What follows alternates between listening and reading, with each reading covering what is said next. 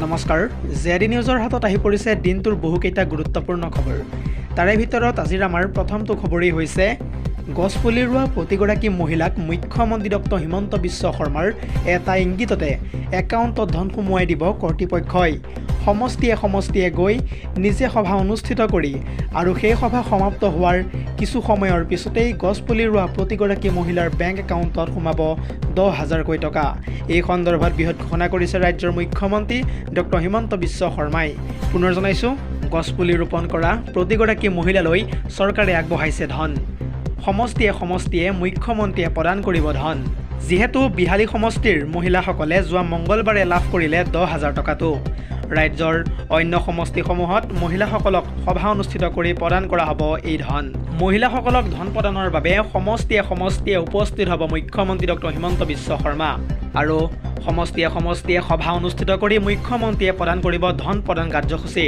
গছপুলি ৰোপণ কৰা প্ৰতিগৰাকী মহিলাক এনেদৰে এতিয়া ভাল খবৰ দিছে ৰাজ্যৰ মুখ্যমন্ত্ৰীগৰাকীয়ে আজিৰ আমাৰ পৰৱৰ্তী খবৰটো হৈছে আন এটা গুৰুত্বপূৰ্ণ খবৰ কিয়নো পঞ্চায়ত নিৰ্বাচনক লৈ এইবাৰ চূড়ান্ত সিদ্ধান্ত গ্ৰহণ কৰিছে হিমন্ত বিশ্ব শৰ্মাৰ চৰকাৰে লগতে এইবাৰ নতুন পদ্ধতিৰে ৰাজ্যত অনুষ্ঠিত হ'ব পঞ্চায়ত নিৰ্বাচন ইয়াৰ উপৰিও অসমত কেতিয়া অনুষ্ঠিত হ'ব এই নিৰ্বাচন সবিশেষ জনাবলৈ চেষ্টা কৰিম ফুল প্লেটৰ জৰিয়তে ইতিমধ্যে ঘোষণা হ'ল পঞ্চায়ত নিৰ্বাচনৰ দিন এইবাৰ ইভিএমৰ পৰিৱৰ্তে বেলট পেপাৰত হ'ব নিৰ্বাচন ৰাজ্যিক নিৰ্বাচন আয়োগে ঘোষণা কৰিলে নিৰ্বাচনৰ দিন পুনৰ জনাইছো অৱশেষত ঘোষণা কৰা হ'ল পঞ্চায়ত নিৰ্বাচনৰ চূড়ান্ত তাৰিখ দুটা পৰ্যায়ত অনুষ্ঠিত হ'ব এবাৰ ৰাজ্যৰ পঞ্চায়ত নিৰ্বাচন আহি থকা 2 মেত অনুষ্ঠিত হ'ব প্ৰথম পৰ্যায়ৰ পঞ্চায়ত নিৰ্বাচন লগতে 7 মেত দ্বিতীয় পৰ্যায়ৰ পঞ্চায়ত নিৰ্বাচনৰ দিন ধাৰ্য কৰা হৈছে এটা গুৰুত্বপূৰ্ণ খবৰ জনাই আছো এই মুহূৰ্তত লগতে 11 মেত ঘোষণা কৰা হ'ব ৰাজ্যৰ পঞ্চায়ত নিৰ্বাচনৰ ফলাফল উল্লেখযোগ্য যে 3 এপ্ৰিলৰ পৰা 11 এপ্ৰিললৈকে দাখিল কৰিব পাৰিব আপুনি মনোনয়ন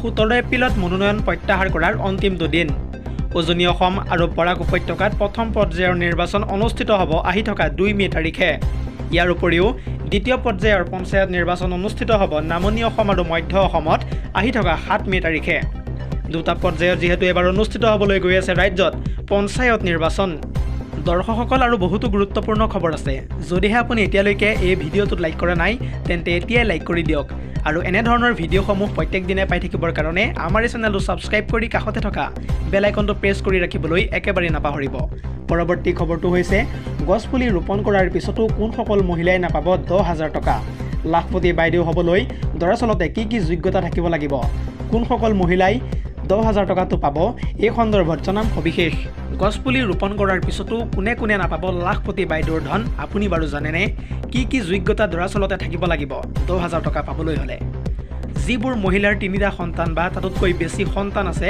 তেওঁলোকক দিয়া নহ'ব এই টকাৰ সুবিধা অধিক সন্তান থকা মহিলাই কৰিব নোৱাৰে যেহেতু উদ্যমী কাম উল্লেখযোগ্য যে 3টা কিস্তিত যেহেতু প্ৰদান কৰা হ'ব লাখপতি বাইদেউৰ সেই ধন হাঁহে যদি কণী পাৰিব লাগে মোবাইল ভুলতো নিকিনিব কামত লগাওক সেই 10,000 টকাটো আৰু তেতিয়াই পৰৱৰ্তী কিস্তিত দিব 25,000 টকা আৰু শেষৰটো কিস্তিত প্ৰদান কৰা হ'ব প্ৰায় 50,000 টকা লাখপতি বাইদেউৰ ধন বিতৰণ কৰি মুখ্যমন্ত্ৰী ডক্টৰ হিমন্ত বিশ্ব শৰ্মাই এই সন্দৰ্ভত কৰিলে ইতিমধ্যে বৃহৎ ঘোষণা যেহেতু যোৱা মঙ্গলবাৰে বিহালীত প্ৰায় বিতৰণ কৰিলে হিমন্ত বিশ্ব শৰ্মাই 230 কোটি টকা পৰৱৰ্তী খবৰটো হৈছে বহাগ বিহুৰ পূৰ্বে জনতাৰ মূৰত পুনৰ ৰামটাঙোন অৱশেষত বৃদ্ধি পালে টুলকৰ কোনটো টুলগেটত কিমান টকা ধাৰ্য কৰা হৈছে সবিশেষ চাওঁ আহক বহাগ বিহুৰ পূৰ্বেই পুনৰ জনতাৰ মূৰত ৰামটাঙোন সোধালে চৰকাৰে বৃদ্ধি পালে টুল মাচুল যোৱা 1 এপ্ৰিলৰ মাজনিশাৰ পৰাই বৃদ্ধি পালে টুল মাচুল 5ৰ পৰা 10% পৰ্যন্ত বৃদ্ধি পালে টুল মাচুল জীৱনদায়িনী ঔষধৰ দাম বৃদ্ধিৰ পিছতেই টুল মাচুল বৃদ্ধি কৰা হৈছে ৰহা টুলগেটত কাৰ জিপ ভেন এলএমভিত টুল মাচুল পূৰ্বে আছিল মাত্ৰ 120 টকা একেদিনাই ঘূৰিলে ইয়াৰ পূৰ্বে দিবলগীয়া হৈছিল প্ৰায় মাচুল হিচাপে 175 টকা 1 এপ্ৰিলৰ মাজনিশাৰ পৰা 175 টকাৰ পৰিৱৰ্তে টুল মাচুল বৃদ্ধি পালে 185 টকালৈ বাইহাটা মদনপুৰ টুলগেটত কাৰ জিপ ভেন এলএমভিত টুল মাচুল ইয়াৰ পূৰ্বে আছিল মাত্ৰ 135 টকা আৰু একেদিনাই ঘূৰিলে দিব লাগিব এতিয়া 200 টকা মাহেকীয়া টুল মাচুল হিচাপে আপুনি দিব লাগিব 4,440 টকা পৰৱৰ্তী খবৰটো হৈছে লুমহৰ হক ৰাজ্যত পুনৰ ভয়ংকৰ পথ দুৰ্ঘটনা সংঘটিত হৈছে আৰু এই দুৰ্ঘটনাত প্ৰাণ হেৰুৱাইছে প্ৰায় 3জনকৈ যুৱকে এই সন্দৰ্ভত জনাবলৈ চেষ্টা কৰিম ফুল প্লেটৰ জৰিয়তে। ভয়ংকৰ পথ দুৰ্ঘটনাত এইবাৰ প্ৰাণ হেৰুৱালে 3জনকৈ যুৱকে। চিৰদিনলৈ চকু মুদিলে সাজিদুল সাবিদ আৰু দীপমণিয়ে। আৰু সেই যুৱককেইজন উঠি অহা বাইকত অচিনাক্ত বাহনে মাৰিলে প্ৰচণ্ড খুন্দা। আৰু সেই ভয়ংকৰ দুৰ্ঘটনাৰ ফলত ঘটনাস্থলীতে নিহত হয় 2 বাইক আৰোহী। থিতাতে প্ৰাণ হেৰুৱালে 2 যুৱক সাবিদ আলী আৰু দীপমণিয়ে। চিকিৎসাহীন অৱস্থাত সাজিদুল ইছলাম নামৰ আন এজন যুৱকে হেৰুৱালে প্ৰাণ। গুৱাহাটীলৈ অনা হৈছিল যদিও চিকিৎসালয়তে চকু মুদিলে সাজিদুলে। যোৱা নিশা মৰিগাঁও আৰু নগাঁও পথৰ সোণাৰী গাঁৱত এই শোকাবহ পথ দুৰ্ঘটনাটো সংঘটিত হয়। আৰু সেই ঘটনাটোত মৃত 3 যুৱকৰ ঘৰ আছিল মৰিগাঁৱৰ মৰি মুছলমান গাঁৱত।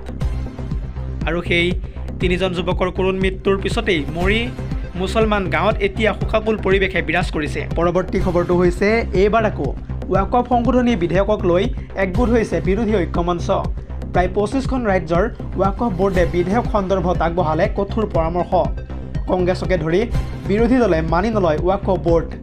এই সন্দৰ্ভত জনাবলৈ লৈছোঁ এটা ডাঙৰ খবৰ, কিয়নো ভাৰতীয় জনতা পাৰ্টি আৰু মিত্ৰজোঁটে আজি উত্থাপন কৰে ৱাকফ সংশোধনী বিধেয়ক। প্ৰায় 25খন ৰাজ্যৰ ৱাকফ বোৰ্ডে বিধেয়ক সন্দৰ্ভত আগবঢ়ালে পৰামৰ্শ। আৰু সেই বিধেয়কৰ বিৰোধিতা কৰিছে কংগ্ৰেছকে ধৰি বহুতো বিৰোধী দলপতিয়ে। আৰু এই সন্দৰ্ভত নিৰ্ণায়ক ভূমিকা ল'ব JDU আৰু TDPয়ে।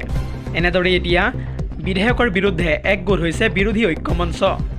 একগোট হৈছে দেশৰ বহুকেইটা মুছলমান সংগঠন আৰু ৰাজনৈতিক দল। আজিৰ আমাৰ পৰৱৰ্তী খবৰটো হৈছে ৱাকফ সংশোধনী বিধেয়কৰ বিৰুদ্ধে সদনৰ মজিয়াত পুনৰ গৰজি উঠিল সাংসদ গৌৰৱ গগৈ। কেতিয়াও মানি নলয় বিৰোধী দলে এই ৱাকফ সংশোধনী বিধেয়কখন। এই সন্দৰ্ভত জনাবলৈ লৈছোঁ এটা ডাঙৰ খবৰ, কিয়নো ৱাকফ সংশোধনী বিধেয়কৰ বিৰুদ্ধে সদনৰ মজিয়াত পুনৰবাৰ গৰজি উঠা দেখিবলৈ পোৱা গ'ল সাংসদ গৌৰৱ গগৈক।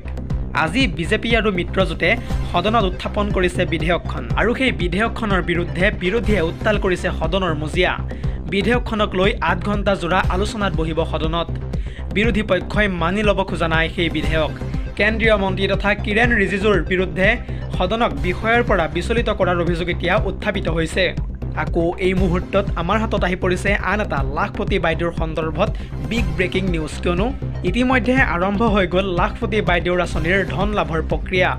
গছপুলি ৰোপণ কৰা প্ৰতিগৰাকী মহিলাৰ একাউণ্টত লাহে লাহে সোমাবলৈ ধৰিছে ধন। জিলাই জিলাই সভাৰ জৰিয়তে লাভ কৰিব প্ৰায় 10,000কৈ টকা প্ৰতিগৰাকী গছপুলি ৰোপণ কৰা মহিলাই। প্ৰতিগৰাকী বাছনিভুক্ত হোৱা মহিলাই লাভ কৰিব 10,000কৈ টকা। শীঘ্ৰেই আপোনাৰো একাউণ্টত সোমাব সেই 10,000 টকাটো। তাৰ বাবে আপুনি অন কৰি ৰাখক আপোনাৰ সেই মোবাইল ফোনটো, কিয়নো চৰকাৰৰ তৰফৰ পৰা আপোনাক ফোন কৰি অতি স্পষ্টভাৱে জনোৱা হ'ব যে আপোনাৰ একাউণ্টত সোমাইছে 10,000 টকাটো। যদিহে আপুনি সেই 10,000 টকাটো ভাল কামত ব্যৱহাৰ কৰে তেন্তে পৰৱৰ্তী সময়ত আকৌ আপোনাৰ একাউণ্টত সোমাব 25,000কৈ টকা। এনেদৰে ফোন কৰিব চৰকাৰী কৰ্তৃপক্ষই আপোনাৰ মোবাইললৈ। News desk report, JD news.